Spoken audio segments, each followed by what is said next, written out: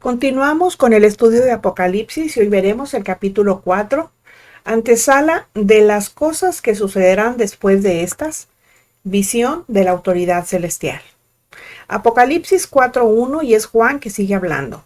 Después de esto miré y aquí una puerta abierta en el cielo y la primera voz que oí como de trompeta hablando conmigo dijo: sube acá y yo te mostraré las cosas que sucederán después de estas. ¿A dónde iba a subir? ¿A dónde lo invitaban a subir? Al mismo cielo donde reside el consejo de Dios. Es decir, se le abre una puerta y el acceso es a la misma presencia de Dios. A partir de ese momento, proféticamente hablando, está terminando la era, el tiempo de la iglesia en este mundo. Esa primera voz que oyó fue la del Señor Jesucristo. El Señor llama a estar con Él para siempre, pero no solo llama a Juan, Él llama a toda la iglesia. Primero a los Tesalonicenses 4:17. Dice: luego nosotros, los que vivimos, los que hayamos quedado, seremos arrebatados juntamente con ellos en las nubes para recibir al Señor en el aire, y así estaremos siempre con el Señor. Él está interesado en que la iglesia sepa las cosas que han de acontecer cuando ya no vaya a estar en este mundo. Apocalipsis 4:2. Y al instante yo estaba en el Espíritu, y he aquí un trono establecido en el cielo, y en el trono uno sentado. El vocablo al instante significa que al momento que le llamó, él ya estaba en el cielo. Y primero los Corintios 15:52 dice: en un momento, en un abrir y cerrar de ojos. Pablo enseña que el arrebatamiento de la iglesia se va a producir de igual manera, en un abrir y cerrar de ojos. En el caso de Juan, seguramente fue sacado de su cuerpo y su espíritu fue llevado al cielo. En el caso de la iglesia, seremos trasladados a los cielos a recibir al Señor en las nubes. Y se van a transformar nuestros cuerpos en cuerpos glorificados al momento de que ascendamos. Porque ahorita tenemos cuerpos mortales, pero van a ser transformados. Dios está en control. Sigue diciendo el texto: un trono establecido en el cielo y en el trono uno sentado. De las 62 veces que el vocablo trono aparece en el Nuevo Testamento, 47 salen del testimonio de Juan, o sea, salen de aquí de Apocalipsis. En Apocalipsis 1:4, en su parte B, dice: y de los 7 espíritus que están delante de su trono. Como vemos, el trono se menciona al empezar el libro y 17 veces se menciona en los capítulos 4 y 5. En estos capítulos, el trono es símbolo del poder absoluto con que Dios gobierna y ejerce su dominio, aún, fíjense, durante el periodo más nefasto de la humanidad. Ese periodo va a ser durante la gran tribulación, pero no tiene control absoluto no solamente sobre eso, sino sobre todo lo que está ocurriendo en la tierra, porque Dios tiene el control absoluto sobre todo y sobre todos. Apocalipsis 3.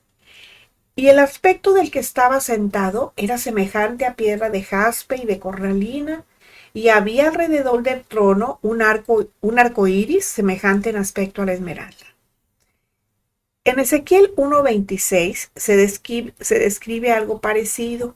Dice así, y sobre la expansión que había sobre sus cabezas se veía la figura de un trono que parecía de zafiro, y sobre la figura del trono había una semejanza que parecía de hombre sentado sobre él. No obstante, Juan también nos habla de alguien que estaba sentado en el trono, pero rehúye describirlo en su forma, y sin embargo lo describe siguiendo un simbolismo, porque lo está comparando a 2 piedras preciosas de un simbolismo muy profundo en su color y en su aspecto. Esas piedras son el jaspe y la cornalina.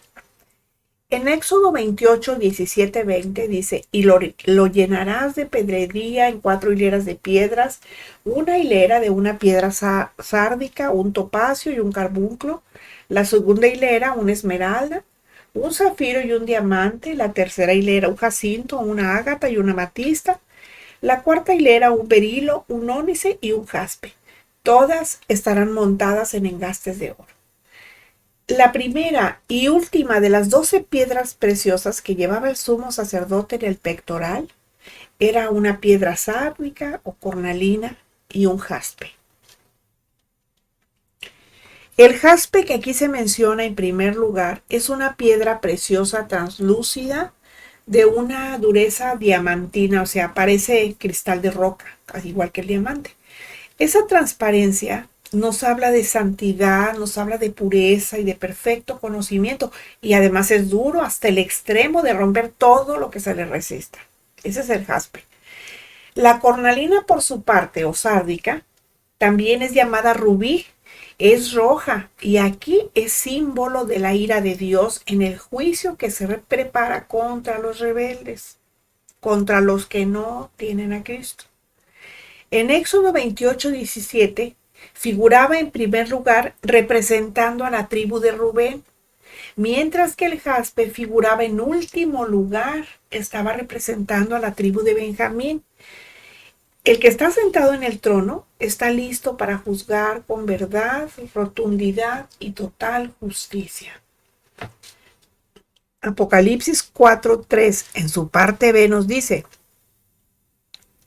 y había alrededor del trono un arco iris semejante en aspecto a la esmeralda. El arco iris está alrededor del trono. Eso significa que es un círculo completo.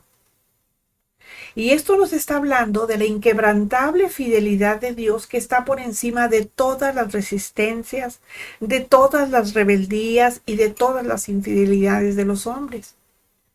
Este arco iris es diferente del natural que consta de 7 colores. Este solamente tiene uno y lo compara con la esmeralda, que es una piedra de color verde. Eso nos habla de esperanza y de la misericordia divina. Habacuc 3:2 dice: oh Jehová, he oído tu palabra y temí. Oh Jehová, aviva tu obra en medio de los tiempos hazla conocer. En la ira, acuérdate de la misericordia. En su ira, Dios se acuerda de su misericordia tal y como enseña el texto. Apocalipsis 4:4 dice: y alrededor del trono había 24 tronos. Vi sentados en los tronos a 24 ancianos vestidos de ropas blancas con coronas de oro en sus cabezas. Quizás se pregunten, ¿y quiénes son esos 24 ancianos que están sentados cada uno en un trono? Bueno, esos 24 ancianos son los 12 patriarcas del Antiguo Testamento y los 12 apóstoles del Nuevo Testamento, que están representando a la iglesia. Los primeros, los 12, los patriarcas, están representando a Israel, los apóstoles están representando a la iglesia. Está formada tanto de judíos convertidos a Cristo como de gentiles redimidos. Bueno, esos 24 ancianos tienen ropas blancas, eso simboliza santidad. También tienen dignidad real, por eso llevan coronas de oro en sus cabezas y están sentados en tronos. Apocalipsis 5:8b dice: y copas de oro llenas de incienso, que son las oraciones de los santos. Bueno, esos 24 ancianos están vinculados con la labor sacerdotal, cosa que no se puede decir de los ángeles. Ellos son la representación del conjunto de todos los que han sido llamados a ser vencedores y que se mencionan en los capítulos 2 y 3. Una vez que ya han sido resucitados o arrebatados, que ya han sido llevados al cielo, que ante el tribunal de Cristo, son juzgados ante el tribunal de Cristo, son recompensados y entronizados. Esos son los vencedores, porque la palabra corona designa a quien la lleva en su cabeza como un vencedor. Y que esas coronas sean de oro no solo nos habla de la victoria prometida y conseguida, también nos habla del elemento de realeza que ya mencionamos. Son victoriosos y son glorificados, son reyes, sacerdotes. Es decir, son la iglesia glorificada y Juan tiene el privilegio de ver antes de que ocurra en el tiempo la glorificación de los santos vencedores de todos los tiempos que están representados por estos 24 ancianos. Apocalipsis 4:5. Y del trono salían relámpagos y truenos y voces, y delante del trono ardían 7 lámparas de fuego, las cuales son los 7 espíritus de Dios. En la Biblia, los relámpagos y truenos son manifestaciones del poder y de la majestad de Dios. Eso lo vemos en Apocalipsis 8:5 y versículo 11, donde dice, y el ángel tomó el incensario y lo llenó del fuego del altar y lo arrojó a la tierra. Y luego dice, y hubo truenos y voces y relámpagos y un terremoto. En este caso, el poder y la majestad fluían directamente del trono, de la presencia del Rey de Reyes. Juan ve también 7 lámparas ardiendo y explica que esas 7 lámparas son los 7 espíritus de Dios. Ese es el Espíritu Santo. Eso ya lo mencionamos en Apocalipsis 1:4, donde dice Juan a las 7 iglesias que están en Asia, gracia y paz a ustedes del que es y que era y que ha de ser, y de los 7 espíritus que están delante de su trono. Ya se habían mencionado. Bueno, Apocalipsis 4:6 dice, delante del trono había como un mar de vidrio semejante al cristal, y junto al trono y alrededor del trono 4 seres vivientes llenos de ojos delante y detrás. Bueno, el cristal en la antigüedad no era como el actual. Antes era opaco, oscuro y carísimo. Solo los potentados, o sea, la gente de mucho dinero, eran quienes lo podían adquirir. En otras palabras, lo que está diciendo aquí es que el cristal de entonces era una señal de gran valor. Y decir un mar de cristal, por tanto, pues representa un mar en calma, tranquilo, que tiene los elementos que la humanidad ansía tener y no tiene. Porque eso solo puede venir de la presencia de Dios. Y eso son verdadera paz y seguridad. Ahora démonos cuenta que ese mar está delante del trono de Dios. Y si lo comparamos, es muy diferente el mar celestial comparado con el mar de las naciones, que es tempestuoso, que es tormentoso y agitado por olas traicioneras. Y sigue diciendo el texto, y junto al trono y alrededor del trono, 4 seres vivientes llenos de ojos delante y detrás. Esos seres vivientes son seres creados. Isaías 6:2 dice, por encima de él había serafines, cada uno tenía 6 alas, con 2 cubrían sus rostros, con 2 cubrían sus pies y con 2 volaban. Esos seres pudieran ser serafines, como dice Isaías, porque también tienen 6 alas cada uno. O sea, eran seres angelicales, santos, y además eran muy próximos a Dios. También podrían ser querubines. Eso lo describe el profeta Ezequiel 1:5 y 6, que dice, y en medio de ella la figura de 4 seres vivientes, y esta era su apariencia. Había en ellos semejanza de hombre. Cada uno tenía 4 caras y 4 alas. Aunque estos seres solo tienen 4 alas, ¿sí? Estos que está describiendo Ezequiel.